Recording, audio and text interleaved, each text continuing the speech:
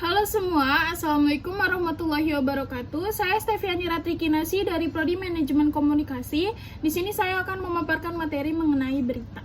Jadi kita ada alur pembelajarannya. Yang pertama kita akan membahas pengertian berita menurut para ahli dan secara garis besar. Yang kedua ada data dan fakta, dan yang ketiga ada perbedaan informasi dan berita. Kita masuk yang pertama, yaitu pengertian berita. Pengertian berita menurut para ahli, yang pertama ada Dan M. Lele Spencer mengatakan berita merupakan suatu kenyataan atau ide yang benar dan dapat menarik perhatian sebagian pembaca.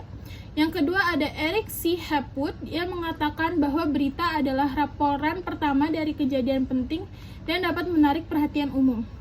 Yang ketiga ada dari Jafar H. Assegaf yang mengatakan bahwa berita adalah laporan tentang fakta atau ide yang terbaru dan dipilih oleh staf redaksi suatu harian untuk disiarkan, yang kemudian dapat menarik perhatian pembaca karena luar biasa, karena penting, atau karena mencakup segi human interest seperti humor, emosi, dan ketegangan.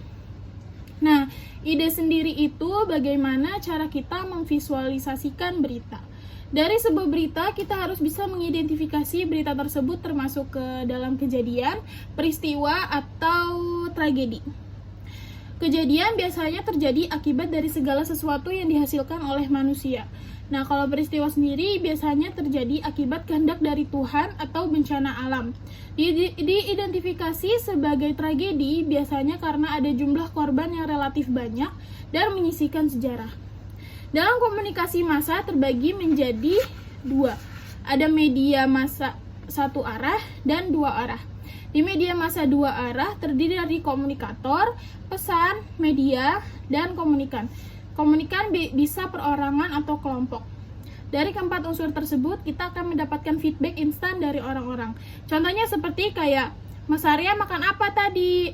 Aku tadi sore makan ayam. Di media massa satu arah ada tiga unsur, yaitu ada pesan, media, dan halayak. Dari ketiga ini kita akan mendapatkan efek dari media massa satu arah. Efeknya dapat berupa kognitif, berita yang informatif. Kognitif itu merupakan berita yang informatif. Afektif tentang perasaan.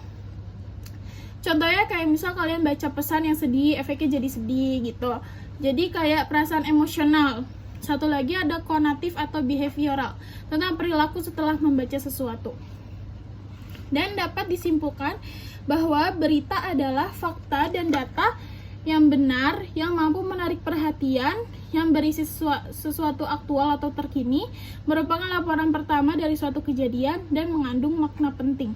Jadi kan biasanya portal berita itu kan menayangkan live report. Nah, fungsinya yaitu untuk mencari berita yang aktual atau terkini. Kita lanjut ke alur pembahasan yang kedua, yaitu data dan fakta. Dalam berita kita harus mempunyai data dan fakta yang kuat.